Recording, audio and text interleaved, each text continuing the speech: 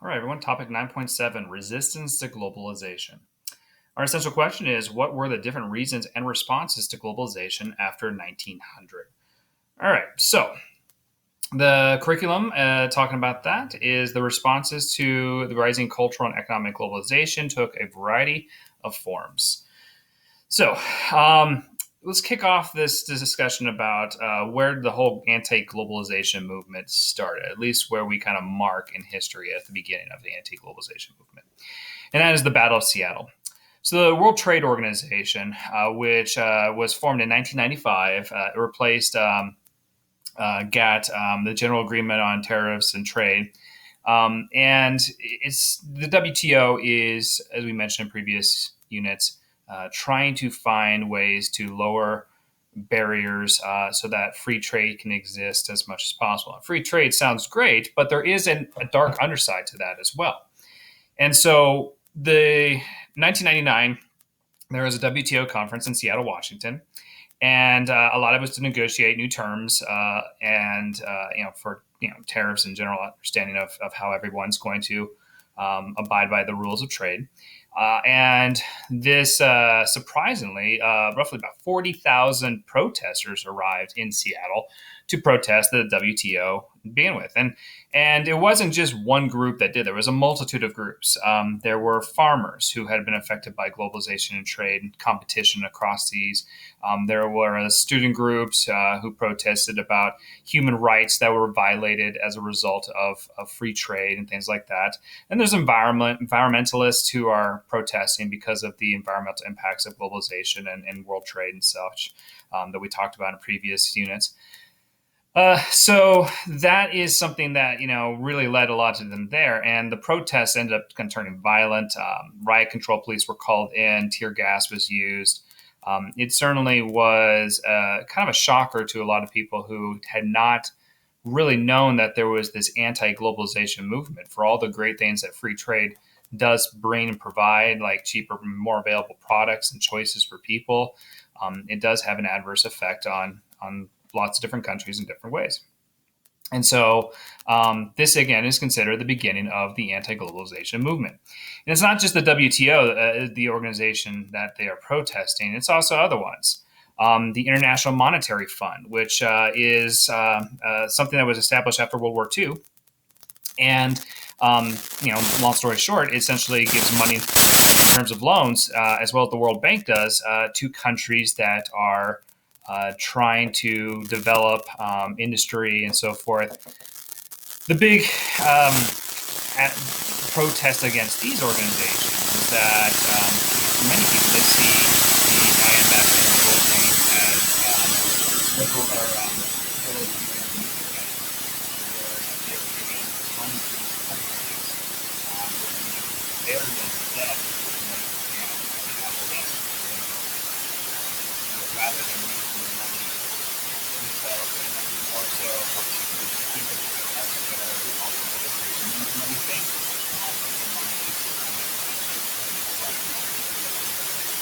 Thank you. So a lot of people view these organizations as another way for presidents to occur.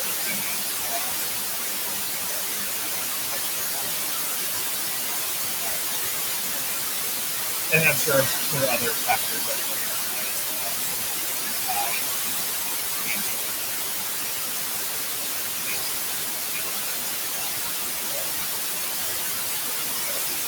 So there's a number of reasons for why there's an anti-globalization.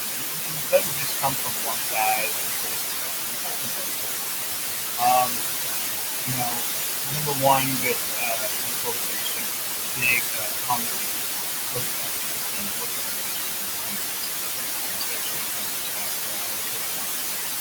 in the previous lecture, we talked about how countries with knowledge economies that existing in Japan, where the inequality of products and stuff, and then rather than that simply building their see real laws about what conditions and changes so control the cost of that up people. So people who see this as, they look at what are the conditions that they're working in. Certain companies pay the people working conditions and all. And you generally understand working small wages, super long hours, and they look at it as human rights. And that's understandable. So this is like one of the bigger reasons why this is because they view this whole system as exploiting people who are not being protected by the government or not being afforded the basic human rights. And so that's the reason for why. Now there are good part of the arguments to say why globalization is good as well, but we're going to focus mainly today on why the reason for that.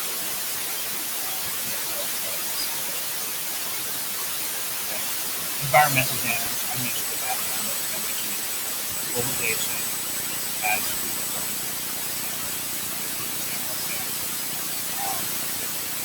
we're shipping things all over the world.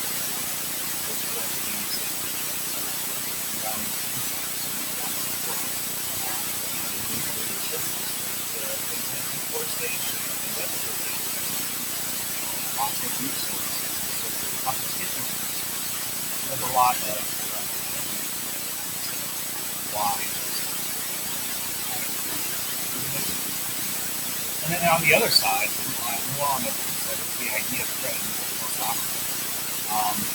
when you have a globalized world, and people around the world are much great for that. So, immigration is more common, migration of people, where you have people who are looking for work, they're actually going to have work for decent wages, and they are going to migrate to our better.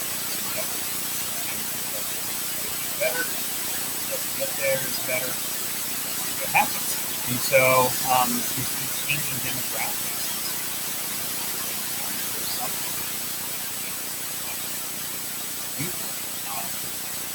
Not too political, but Trump is planning to take globalist himself to some extent for some of the reasons that we're talking about here.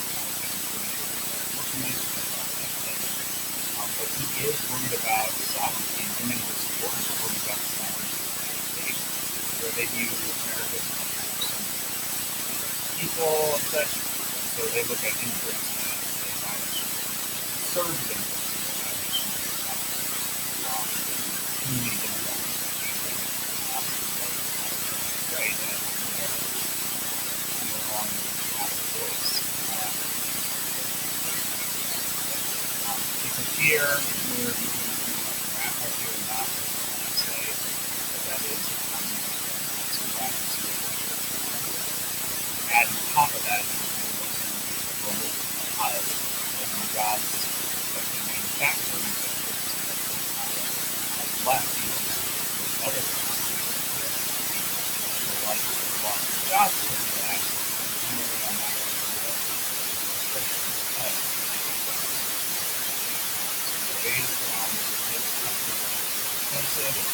laws, taxpayers, and then of course you've got to mention questions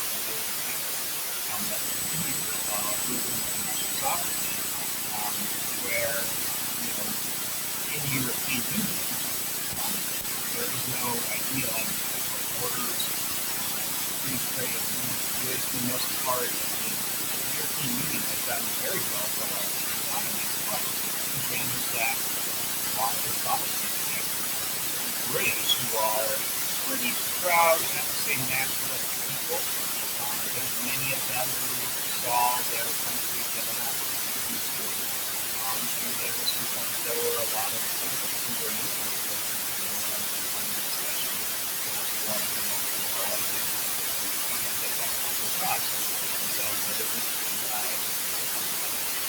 push against them.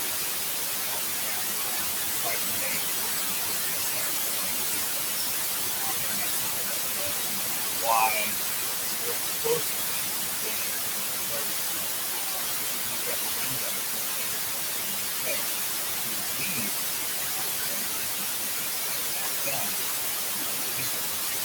so just about a month. The roles of anti-globalists and such are very new. Some of the bigger ones. They're pushing for more human rights. They want people to have better work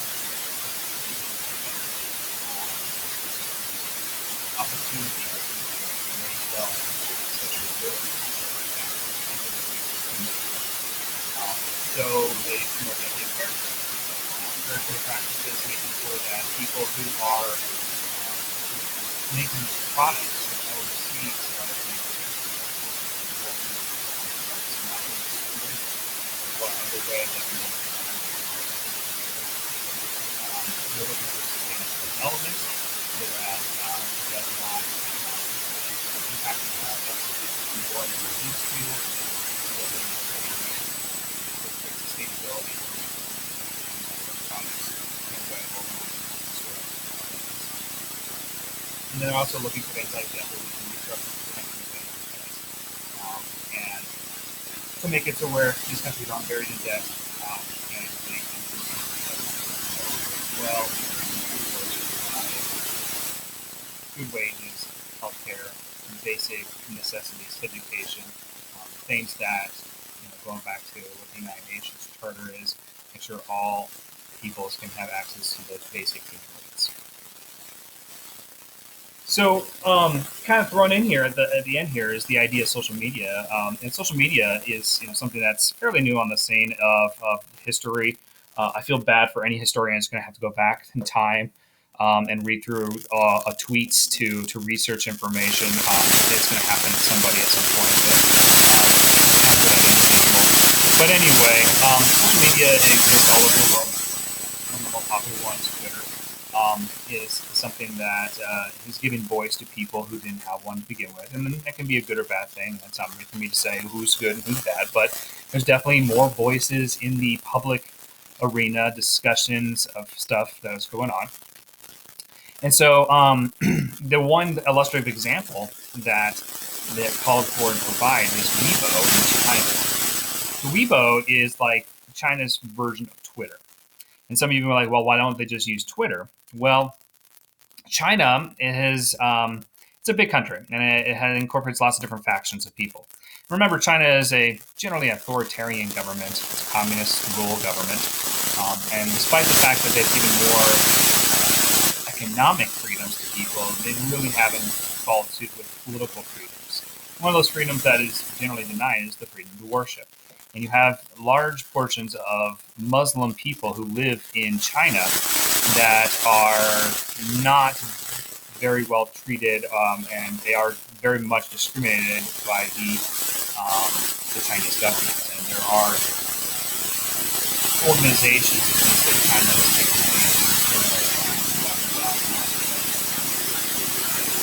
so this anti-Chinese government movement is that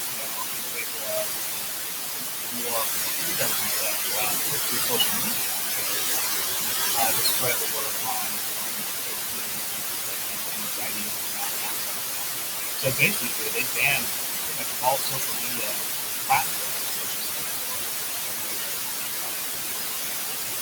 Things like that. But they did create one for themselves, and Weibo is essentially a social media platform, but it is highly modulated. If you start seeing images of Putin, the premier of the Chinese government, comparing him to a really woke, I don't know, whatever you want to call it, against him, then the Chinese government will think that. So that's something that has come around. But social media, we're talking about resistance to globalization, has given voice to people about why.